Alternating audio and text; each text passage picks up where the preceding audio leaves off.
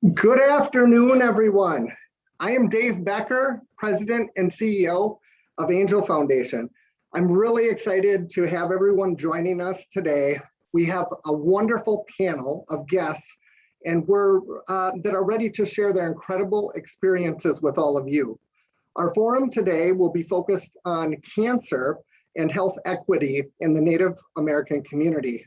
Before we begin, we would like to welcome Wakia LaPointe to offer a special message for everyone. Wakia, welcome. Oh, Wopala. I want to thank everyone for having me on here today. I was asked to give an Indigenous invocation, and oftentimes when we host these kind of events and occasions, we begin with Wochekie. And Wochekie in Lakota means to offer our energy.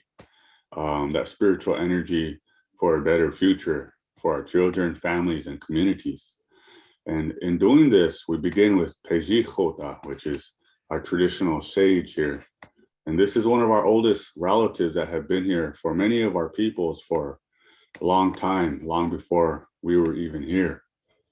And at this time as well, I have our traditional Chinshasha. And Chinshasha means tobacco, the natural form of it. And it's one of our oldest relatives that came to us and lended its help to our nations. And so today, many of tribal nations across Turtle Island and in Minnesota continue to pray with these medicines. And we each have our own way of acknowledging our relatives in our traditional languages. And so at this time, as I light this Pejichota, the sage, I ask that you make your hearts and minds one heart, one mind for this very special cause, this purpose that we're here today for. And when we light sage, we often say that it's wopakita, nahi wopakitapi, which is we're cleansing our spirits, or we're cleansing our, our minds to help us to have a strong way of being in the day and moving into the future. And so we often ask for woksape, nawuna chiksapa, that wisdom, that collective wisdom and that spiritual wisdom with all life. And, with that, I want to offer this prayer, this wochekie with this chanshasha in my hand. And our people, oftentimes, we put it out on the land, acknowledging the land, Unchimaka, Grandmother Earth, Wakantanka, Wakandakya, which is Father Sky, Great Creator, and also Katuye Dopa, which is the four directions. And so oftentimes we live by our spiritual values, that spirituality. Our elder once said, we do not separate the creator from creation. Our spirituality is our reality. And so with that, I want to offer this prayer with a song in Lakota. And in it, I say, Hoye Wayelo, which means I send in my voice, Uwelo. My friend, I'm giving you this as an offering. For today, for all those prayers that are on hearts and minds as we move forward into the future together. And so please join me in offering your good thoughts in this Wochekie. Chicho walo, hey, hey, kola waya kaya, chicho walo, hey, hey. Cha sha sha wa ka cha chi chu welo hey ya ina ji ya u welo hey oi kola wa ya ka ya chi chu welo hey pe tu ki le wa ka cha chi chu welo hey ya ina ji ya u welo hey, oi. Out Kasla Wakantan Kawana. Oyateki, oke you hapik de cha. Dako ota washte, ich upik de, Tokadak Yawashtewa, Wayanka pik de, unchipi cha. Oyatet Hachana Wakanja. Yunski pik de, Nati Wahi Nati Oshpaeki, which Osana with Choni, which Akupo, Cha, wo Yunskia, o Kiginakapo, na Chante washte, na Tawachin washte. Umpikte, Wachekie, otaki eki, okiapo, unshilapo, chanteta, woglaka pikte, cha pejuta hipikte na oyate ki wayanka piki, okiapo, unshilapo, woglat hankachi chupelo. And so with this prayer, I just prayed, ask that this Kinshasa relative continue to hear our thoughts and our prayers today and to be with us as we share these words. And on our way, we often say that words are sacred and they're medicine for our people. And so with that, I want to give this over to my friend here and to continue your program for today. Thank you, Wakia, for your important message of hope and support for those facing cancer and for the warm welcome. Welcome to Angel Foundation's Understanding Our Native American Experiences Forum. I'm Dave Becker, President and CEO of Angel Foundation. This is the third part of a three-part series around the topic of health equity and cancer. We're happy to be the conveners of this type of forum to listen and learn so we have a better understanding of the challenges of the Native American community and what individuals face around health equity. We will continue to provide a platform for our community to understand the significant challenges around health equity. Angel Foundation is committed to being an ally for everyone in our community, and we will strive to serve as a conduit for these important discussions. I'm very excited to hear from our wonderful panel today. A huge thank you to each of them for sharing their experiences. Today's forum is presented by Genentech and Pfizer. Thank you both for your wonderful support and dedication to those facing cancer. I would now like to introduce you to our moderator and Angel Foundation's Diversity, Equity, and Inclusion Steering Committee Chair. Welcome, Jackie. Thank you, Dave. Hello, everyone, and welcome. As Dave mentioned, I am on the board of the Angel Foundation, and I also serve as the Diversity, Equity, and Inclusion Officer for Elida Health. We are thrilled to have you with us here today. This is our third webinar in Understanding Our Experiences series.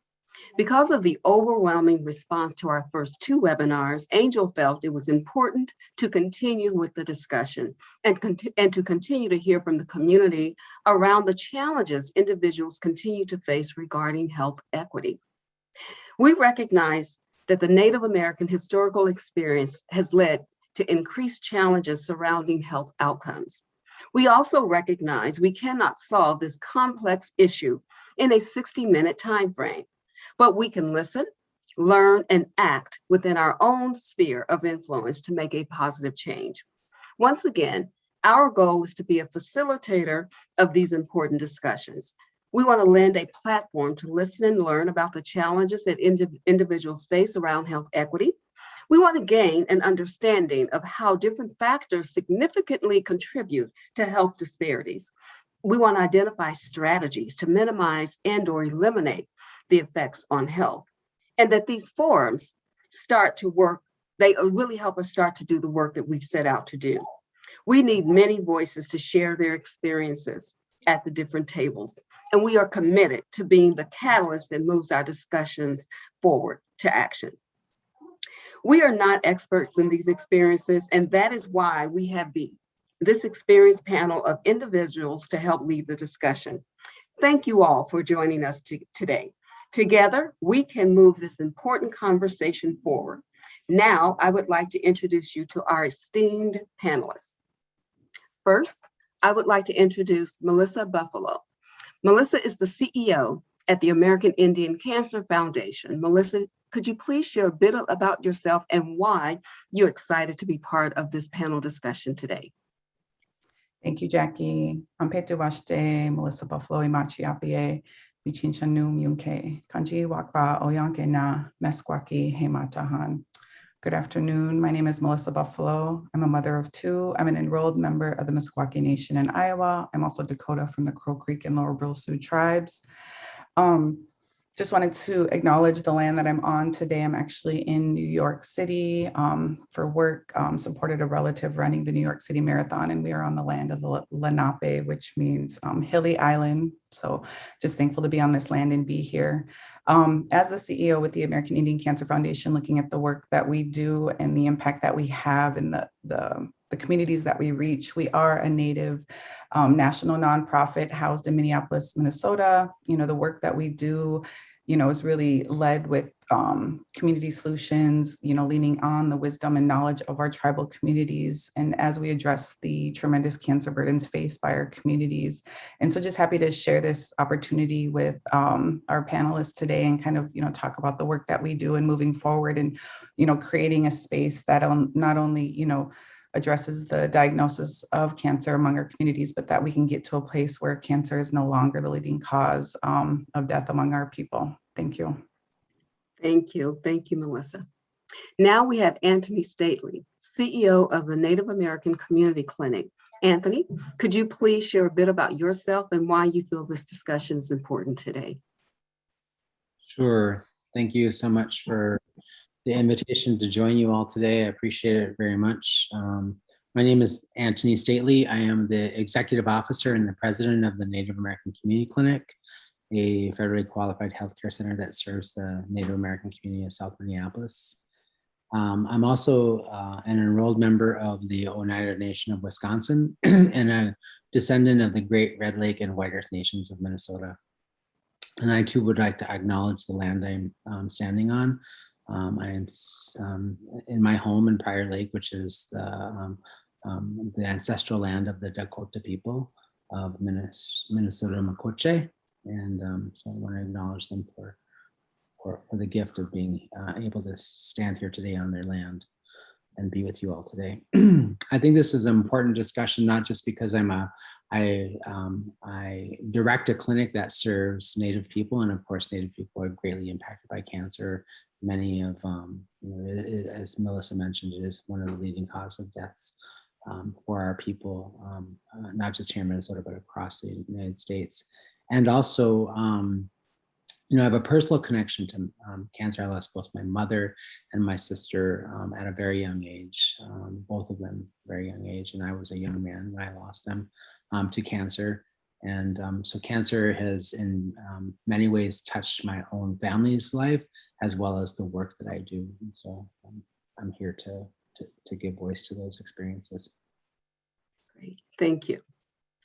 Next, I will introduce Dr. Arnie Vanille. Dr. Vanille is a family medicine specialist in Cloquet. Arnie, could you share a bit about yourself and why this discussion is important to you? Anin in Dinawe Maganadot. Dr. Vanyoni in addition cause Jaganashimum. Idashok Mabanes Indigo Jibwimum. Mrs. Zaga Egening Nin and Dunjaba, Magazine in Dudam. Minoyawan and Dananoki. So at first part, Anin in Dinawe Maganadot means greetings to my relatives. And in that is true for all of us. Anin is a greeting. Buju is another greeting. Anin is more formal when you're talking to somebody that you really respect or you haven't seen for a long time. And Anin is the one that I meant to say. Dr. Vainio Nindishikasjaganashimung. My name is Dr. Vainio in English. Ogamabanes Indigo Jibimung. Ogamabanes is what the spirits call me. And Ogamabanes is leader of eagles, leader of thunderbirds. I'm enrolled in the Fond du Lac Reservation. I live in Duluth, Minnesota, and I work on the Fond du Lac Reservation. So when Joaquin was doing his opening, I was holding this. This is traditional Ojibwe tobacco, and also one of our most important sacraments for ceremonies. This is called Apakozigan, and it's the inner bark of red willow. And I make it in the winter, and we use it for all our ceremonies. I will be holding this the entire time we're having this conversation, and I'll put it outside on clean ground under a tree when we're done. I've been a physician on the Fond du Lac Reservation for over 24 years, and the conversation around cancer is important to me. I've seen a lot of it. Native American people have higher rates of all cancers, and I've seen plenty of it. there are barriers to getting healthcare for Native people. And I've been, the entire time I've been there, we are a medical home for our patients. And they come back home when they get diagnoses like any kind of cancer, and it's complicated stuff. And talking about chemotherapy and radiation and surgery and whatever else, those patients come back to us to have those conversations and to have conversations with people they know and trust. And I'm happy to be here. Thank you. As a reminder, due to time constraints, we are unable to offer live questions and answers. We welcome you, though, to ask questions in the chat feature, and we will answer those questions after the forum in a follow-up email along with a link to rewatch or share the recording. So let's get started. Melissa, from the perspective of the American Indian Cancer Foundation, can you share with our guests why this conversation is taking place? Provide some statistical insights to how the Native American population is disproportionately impacted by cancer and how those numbers can be misleading. Yes, great question. And again, looking at, why we do this work, as Anthony and Arnie both said, not only professional, it's personal, right? The work that we do impacts our relatives as much as it impacts, those that we don't know. So it's just something that we do, and understanding the importance that culture plays in healing. And again, when we think about this work and why do we do it, and, what is the need, and we have to think about what data is out there, as well as what are our personal experiences and those experiences of the communities that we work with and that we don't work with yet. And we do have some data that's out there. We work in collaboration again with communities to be able to share back data that's, can be helpful versus harmful. And then there's, sometimes data that isn't always inclusive. And, it's kind of twofold, doing the best we can to provide, up-to-date, relative, impactful data and make those sound decisions in partnership with our communities, as well as, calling out in a good way, why are we not included in the data? Why are we considered something else? And how do we, ensure that we are represented in the data when we can't be there? So we have to look at, what information we have. And when we do that, sometimes we're considered the asterisk nation, and we're an asterisk when we're in data points because we don't have, supposedly enough information to be included in that data. And that's harmful because we are here and we are relevant, and we do have disparities, and we also have strengths that make our communities, the beauty that they are. And so when we look at some of the cancer data that's out there, we know that, cancer is the #1 cause of death for American Indian women, followed by heart disease and unintentional injury.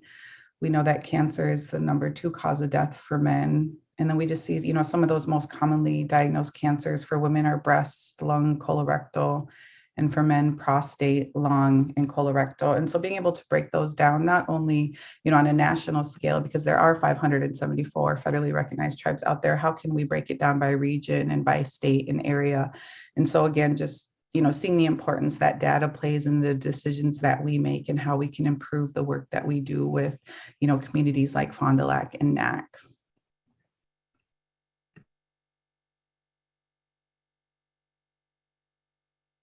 Oh, I think you're on mute, Jackie. I'm so sorry. Arnie, when we were preparing for the forum, you shared you have a non-threatening and simple way to share a diagnosis with a cancer patient. As a primary care physician, can you share with us how you do that? I think it's important to go back to the beginning when you're talking to patients. And a lot of Native American patients, my mom included, she died the night I graduated from residency from congestive heart failure and complications from diabetes. But she would never question her physician and would never ask questions. And she, most of the time, didn't understand what they were saying. But because she didn't ask questions, it was thought that she understood what was, what was happening and all that medical stuff. So when I talk to patients about cancer, we go back to the beginning. You know, we start out as an egg and a sperm.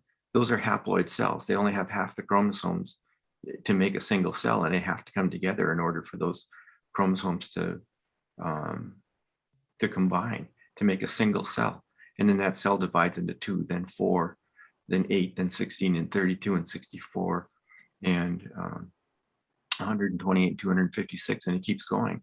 And pretty soon it turns into a little ball looking like a raspberry, and then it keeps dividing, and eventually those cells start to separate into different tissues, and some become eye cells, and some become fingernail cells, and whatever else. And even in the eye, there's different cells, retina cells.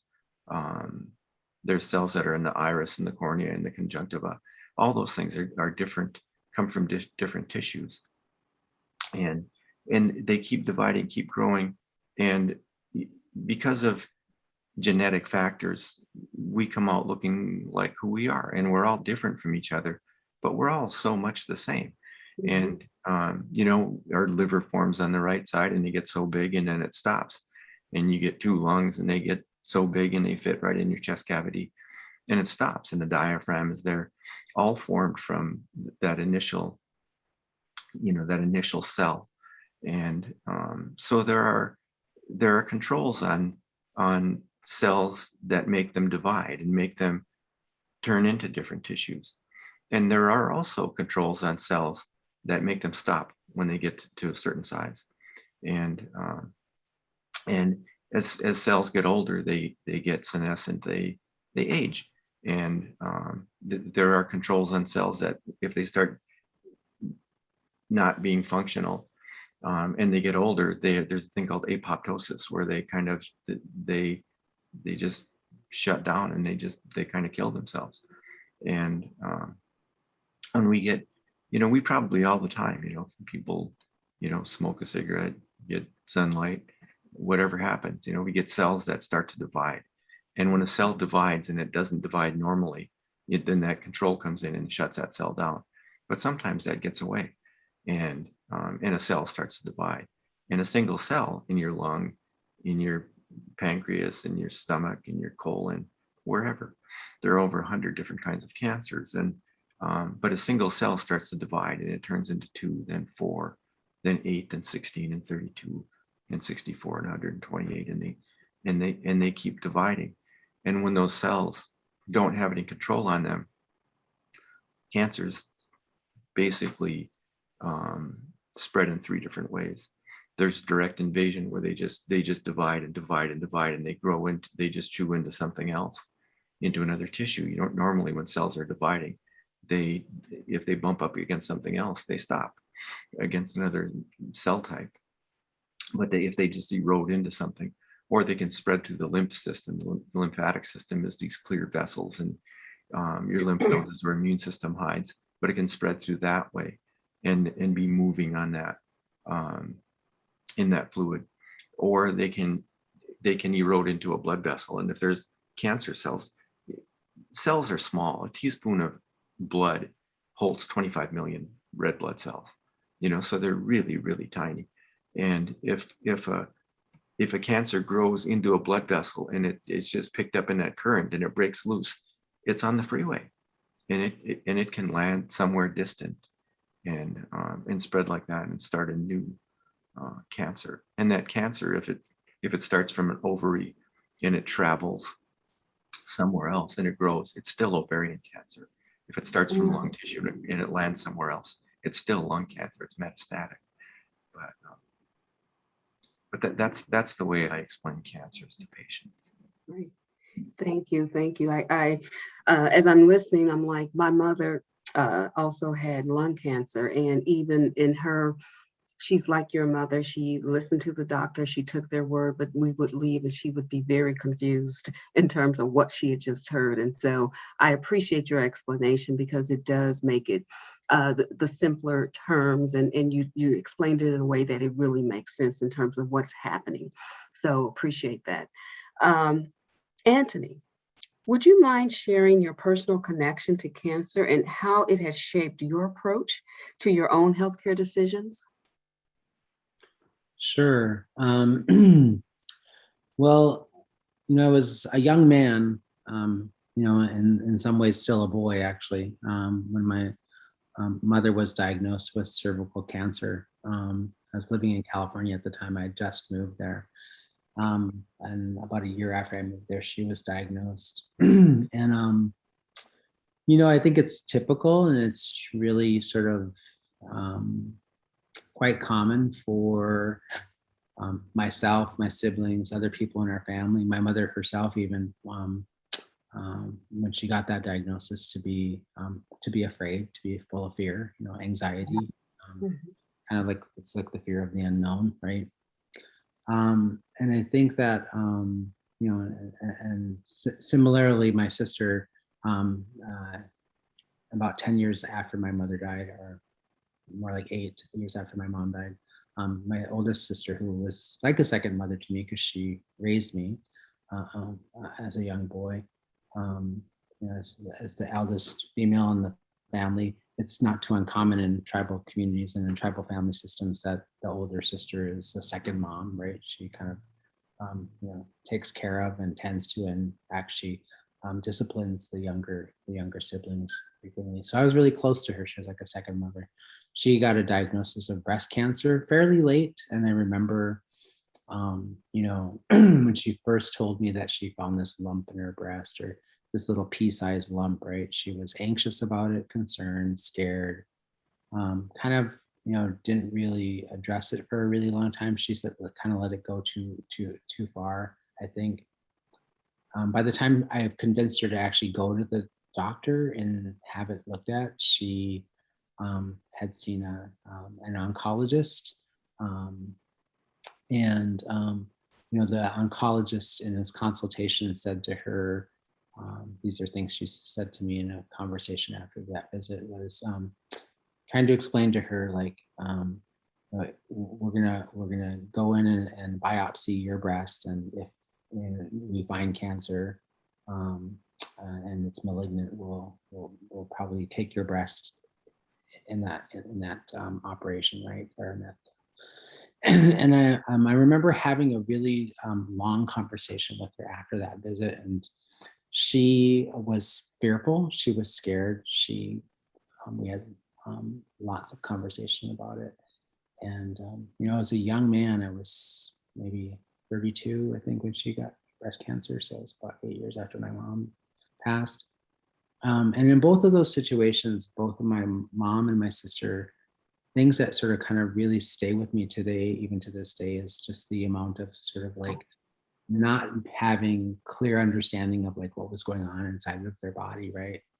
And so as Arnie was talking, I was like, gosh, I wish my mom and my sister had this physician, right? Who could use, like, we're, as Native people, we're storytellers. Mhm. We kind of like, we make things simple, and or we talk about, we use plain language to just discuss like simple things that kind of happen in our lives and that are understandable and digestible for us, right? Mhm. And I think that it was overwhelming to my mother and overwhelming to my sister to be in that situation. And then to have the doctor say to her, my sister, that we're going to take your breast. I remember her telling me like how frightening that was for her.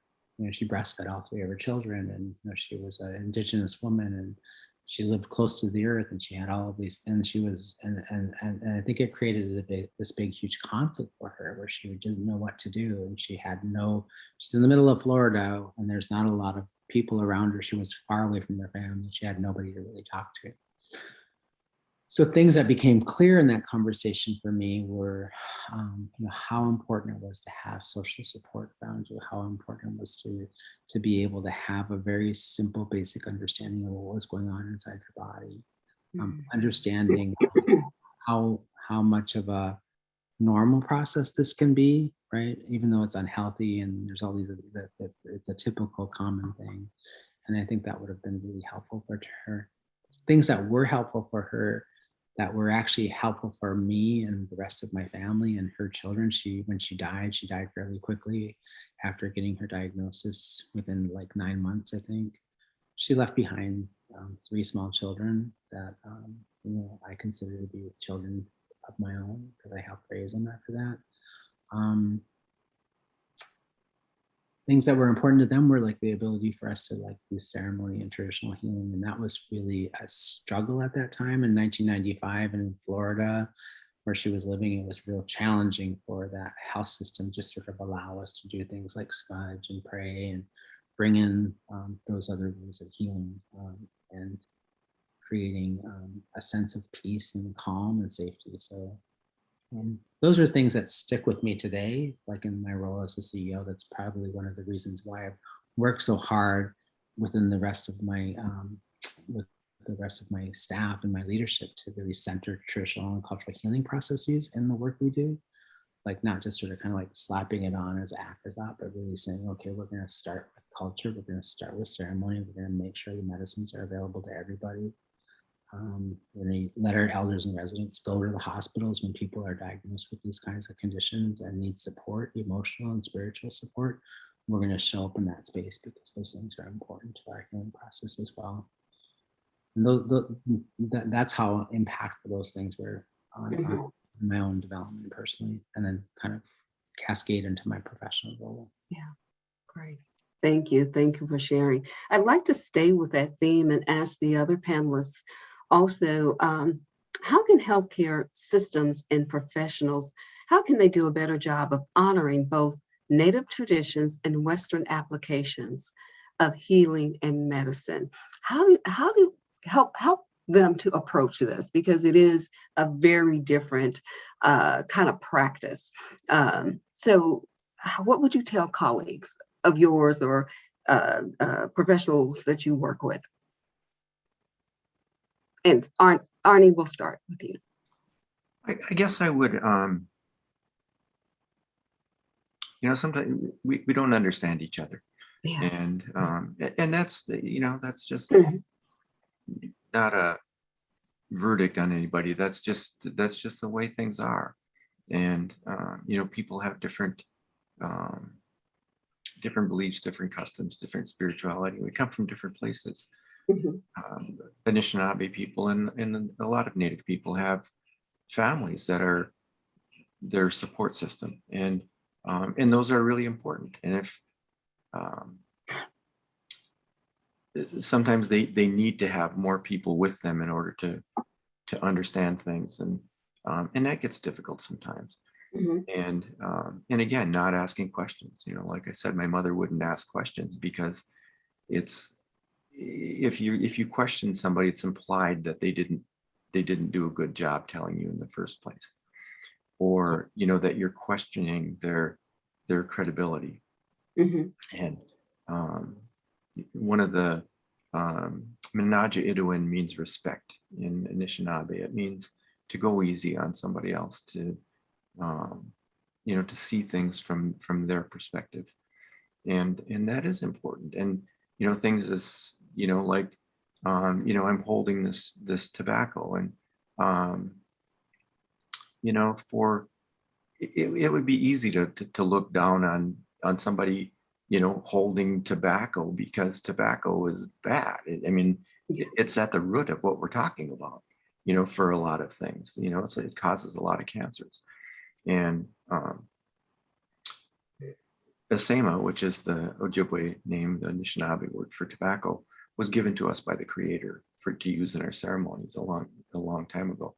And there were government programs, boarding schools that were meant to kill the Indian and save the man. There were relocation programs back in the 50s to get people to move off reservations into cities, and with promises of great jobs, which were not there. And those were meant to get rid of traditions, so people wouldn't have ties back to reservations. And not all government programs work like they're supposed to, but those did. If those were getting rid of culture, they did a really good job of it.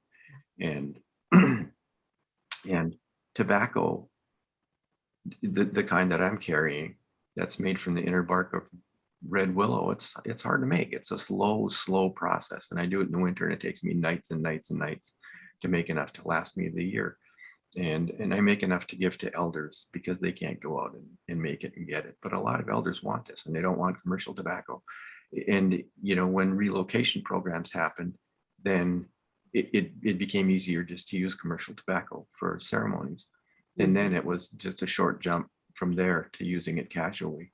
And it's such a powerful medicine that it has caused a lot of problems. It's caused heart disease, COPD, cancers.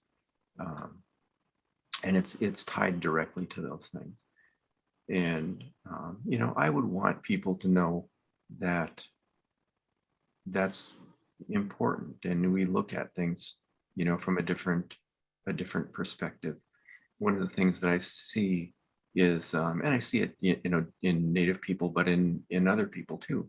You look on Facebook and somebody's wearing an F cancer hat or an F cancer t-shirt.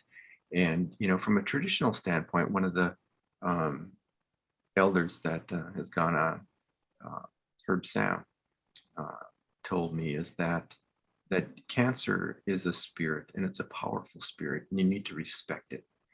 And when I put this tobacco out after this is done, that's who I'll put it out for, is that spirit. A sub means net. A sabake means to make a net. A sabakeshi is the one who makes the net.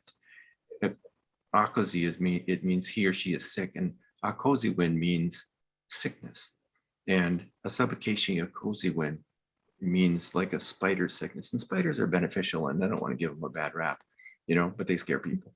And and just the way they things spread, web spread, and spiders spread like that, then that's the name that I was told it represents cancer.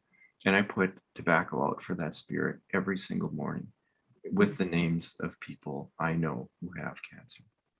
And whether they wear an F cancer hat or not, I want that spirit to respect them and to go easy on them. Yeah. Thank you. Thank you.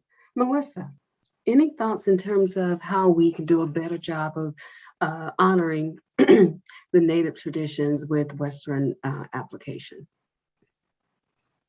Yeah, well, I think what I think what Arnie said was perfect. Yeah. But to add to that, and thinking again, like as the American Indian Cancer Foundation, we want to help improve some of those systems and create small change with a huge impact for our relatives. It's just understanding the lens that Native people live, right? Some of us are very traditional. Some of us don't have that connection.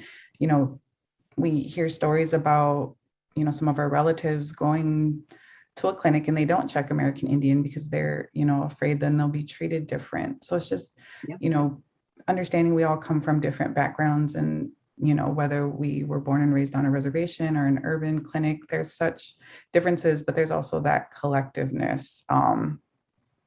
And, just hearing the personal stories. And I think about that too, again, hearing how quick cancer has impacted our families, whether, it was a 9-month diagnosis and it was, they were gone. It's such a scary thing because we, how can we help advocate for those preventative cancer screenings and other preventative measures to be healthier and to really lean into our culture and help bring that understanding and knowledge to these systems that we are receiving our care from. And, I don't think we'll ever get away fully from Western medicine and knowledge and teachings. And so how can we balance that with our Native traditions and have the best of both worlds, I guess? Because my dad has cancer and will have it until he decides to stop. And it's like me as his 42-year-old daughter, like, go get your chemo, go get this, right? Because we want you here. We don't want you to go away. But then what does my Native side say? Like, where's the ceremony? Where's the teachings? And so sometimes it's a hard balance. And like, what do you believe? Because you want him to be around and you see what chemo does to him. But it's like, no, just, you want them around. And so I think it's just, same way we do trainings at work. It's always, educating ourselves, like always wanting the best for our patients. And I would hope that the healthcare systems come with that lens of every patient that walks through the door. and, organizations like ACAF. And that's, what we're here to do and help and to strengthen that connection to your patient and ensure that they have the best healthcare, whether or not they're on within an Indian Health Service clinic or, being sent somewhere to receive their cancer treatment. Great, thank you. Anthony, any other thoughts in terms of how the two can work better?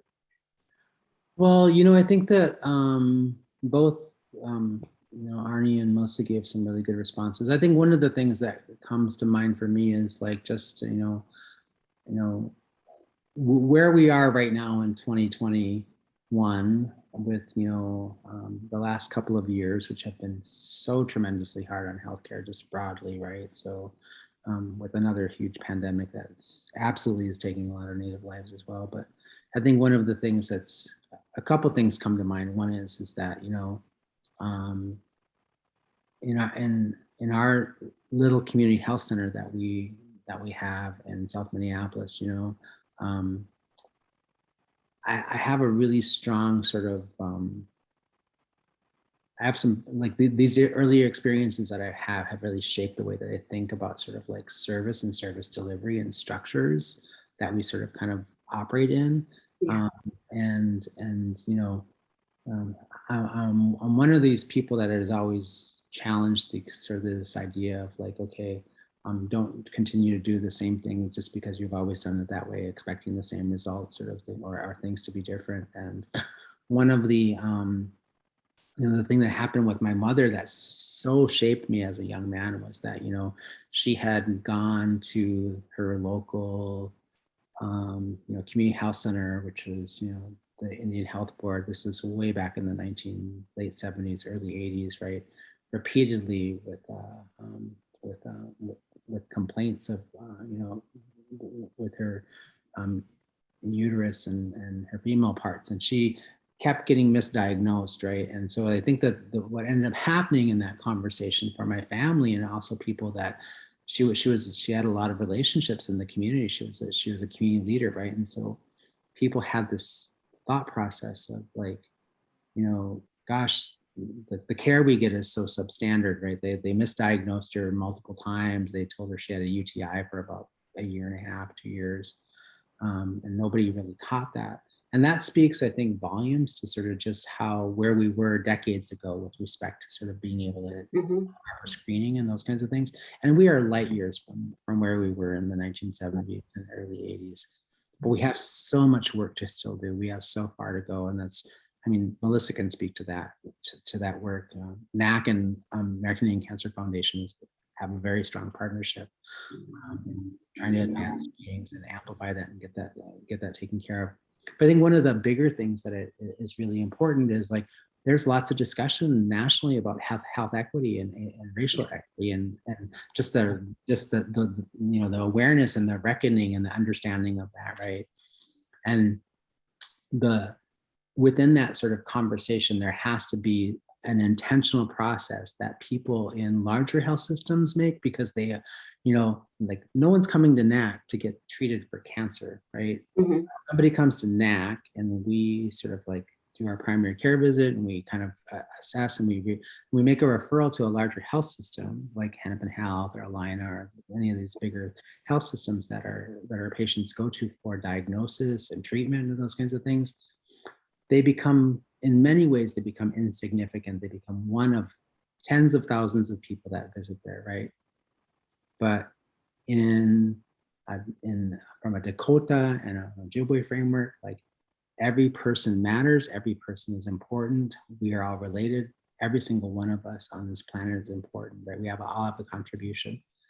So expecting a large health system to sort of respond to that individual in the way that they would respond to anybody else, which would be sit and listen, have a conversation, listen to what their needs are, and then with effort and intention, try to address those needs as best as possible.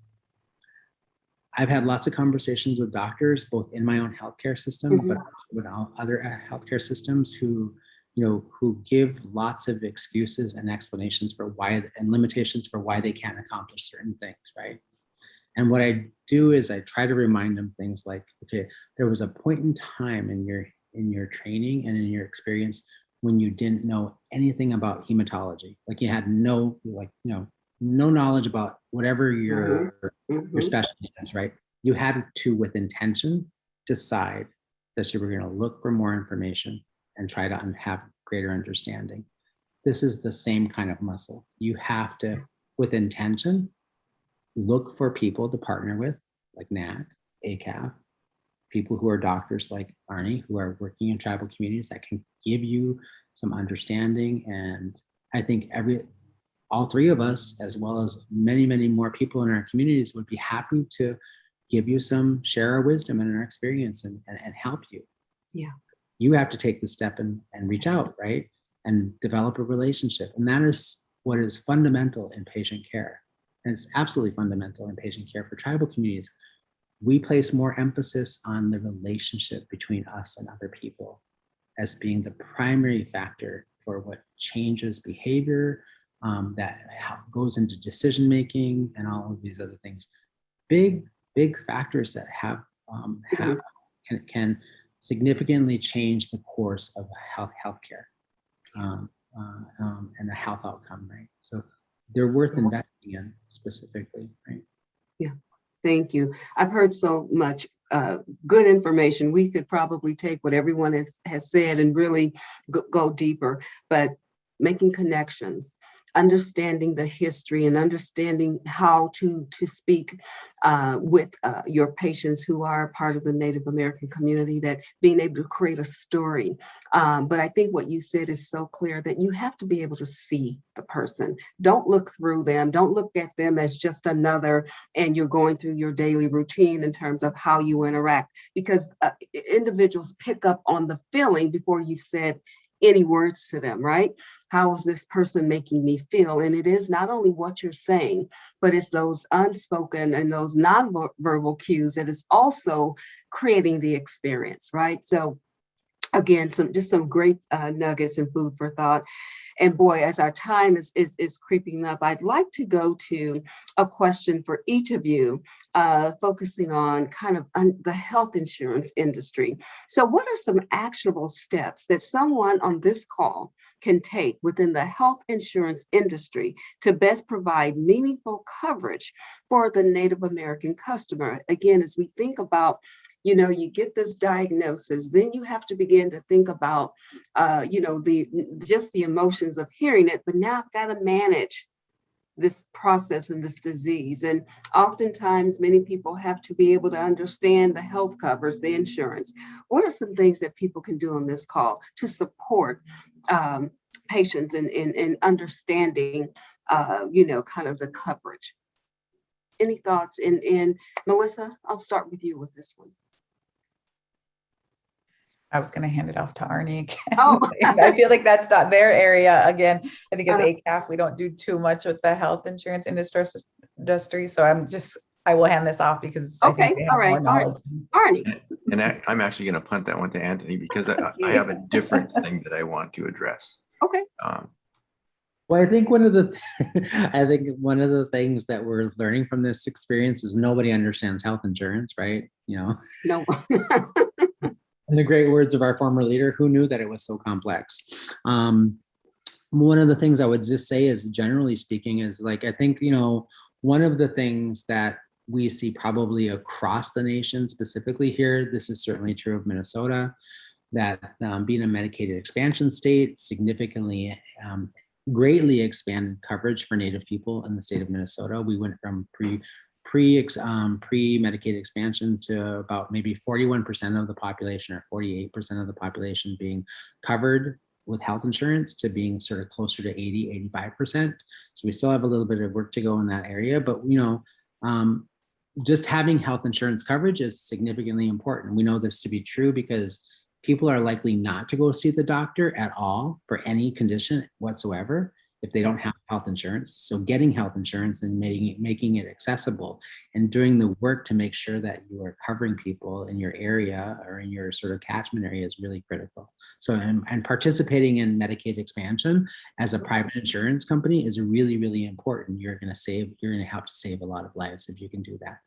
The other thing is to sort of really encourage insurance companies that part of the private insurance companies that do participate in Medicaid expansion, and even if they don't, is to cover other services that are important to that support Medicaid or that support a person's medical quote unquote medically necessary sort of services. And that's important because we know that these services called enabling services that include things like transportation, interpreters, all of these kinds of things are important to making sure that people can get access and stay engaged in treatment when they are sick and specifically when they have a really critical diagnosis like cancer. The other part of that is try to find a way to work through partnership or other ways to support services that do support additional ways of healing. So things like cultural healing processes and those kinds of things to the best of your extent, because I think that those things are also going to work on building trust. And trust is one of the most important factors in sort of having engagement and follow through with treatment, and is likely to lead to much better prognoses and outcomes. Right? Those are really important things. Thank you. As we prepare to close out today's session, I'd like to say, number one, thank you, but any closing thoughts, if each of you could take about 1 minute to say of all the things that we discussed. I mean, we have a sheet full of questions that we didn't get to, but what is one thing that you would like to leave the audience again, and just again, and take a minute or so to provide that, and we'll start with Arnie. I spoke at a cancer support group, and there was one of the men there was 77, and he had prostate cancer, and it returned after surgery. And he was so bitter. The core of his entire being was bitterness against that urologist that did his surgery. And if there are any cancer survivors or people with cancer on this call or otherwise, Gagiji is an Ojibwe word that means to appease, to apologize to. And Gagi Zatagazi means forgiveness. And traditionally, we're told that our existence here it's a physical existence to make our spirits better, it's a part of the development they need. And people get that. Sometimes they'll become bitter about things, and it would become somebody's core when he had grandchildren. That guy that was so mad, he had grandchildren. And, you need to forgive, you need to let things go, even if it's something as big as that, the return of prostate cancer, you need to let that go. He needs to love his grandchildren, and he needs to love his wife and his family, and not hold that. Any of us, if you've got a grudge against somebody, let it go, forgive it, call them, tell them, maybe they don't want to have that conversation, but forgiveness oftentimes will change the person you're forgiving, but it will always change you. Great, thank you. Melissa, any closing thoughts? I just again want to thank the Angel Foundation and the co-panelists on this call, and how quick the time goes. Yeah. And I just think about the work we do at ACAF and how all of us have that, not for good, but a personal connection to cancer, and how we, despite looking at all the barriers and the inequities our communities face, being Native is beautiful. We come from, a connection to the land, to each other. We consider so many people are relatives, and we use those relationships, whether I'm just like at a store or I'm going to meet you one time, like we hold those, and we think about those with, people we see in the healthcare system, whether you're checking me in or you're the nurse I'm only going to see a handful of times, like those relationships matter. And I think about, a few of the times my dad's been at the clinic, or, being able to be there with him. I just remember this nurse one time asked about, oh, tell me about work. And as us, for my dad and us and how we were raised, like, that's not necessarily what's important. It's like, how do you talk about those relationships, and, tell me about your family, and that's healing in itself, to be able to say, tell me where you're from, like, what do you do, like, your family. And, our grandparents love their grandkids and, you know, the teachings they can pass on. So just seeing the inequities we're faced with, we still have so much beauty and love for the things that who we are and what we've been through as a collective and as individuals. So Thank you. Anthony, any final words? I think one of the things I want to just encourage people who are watching, whether those are providers, you know, whether they're like healthcare administrators, insurance underwriters, but also like, you know, just the entire broad spectrum of people. I want to really try to encourage people to remember a couple of different things. One is that, you know, remember that we're all human and we're all here for a finite period of time. And that, you know, as Indigenous people, we're taught that our primary role here when we come to the earth is to, you know, prioritize our relationships and understanding those relationships and having good relationships. So our primary original instruction from Creator almost always is, you know, show up here and be a good relative to everybody, right? And do the things and behave and conduct ourselves in the way that a good relative would conduct themselves. And I want to also encourage people to sort of like,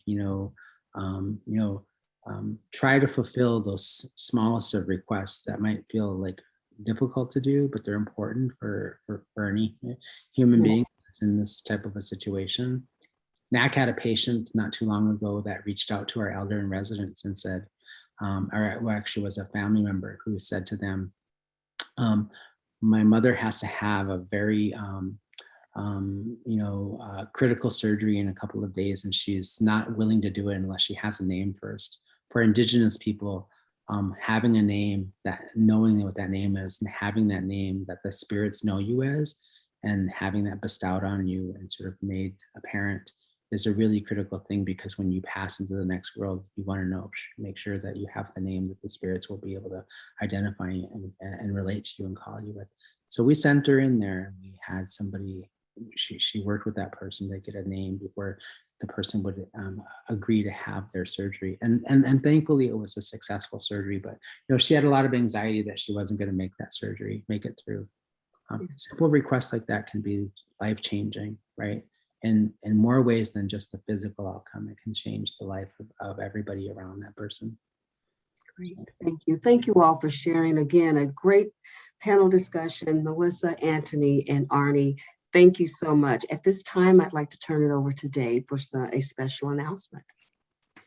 Well, I, on behalf of Angel Foundation and our staff and board of directors, I just have to say I feel so proud of the work that we're doing and the partnerships and the coming together that we're creating together to help those in need. It's one thing to say that diversity, equity, and inclusion is a priority, and it is another to step forward and really make an impact. So I'm pleased to announce that Angel Foundation would like to bring forward our commitment to care for those families impacted by cancer in the Native American community by partnering with the American Indian Cancer Foundation. To start, we're going to provide 40 families that are going through cancer right now with basic need grants to help support those impacted when they need it most. We could not think of a better ally and partner to work with in our giving circle when serving the Native American community. The funds will be used to pay for housing, food, fuel, things like that, and other basic needs for families that are in the midst of cancer treatment. This will be the beginning of our commitment to become a partner to serve in the Native American community in a greater way. And we're proud to offer this support as a small step forward in serving toward health equity. This commitment will be our launch pad to our support into 2022 and beyond. And I just want to thank everybody for being a part of that exciting news and letting us share that today. So Jackie, I'd like to turn it back over to you. Thank you. Thank you, and thank you. That's a great partnership and opportunity for us. So again, thank you for sharing the space with us today, and a special thank you to all of our panelists once again. Additionally, we would like to extend our gratitude to Genentech and Pfizer for sponsoring the forum today. Thank you for your attendance.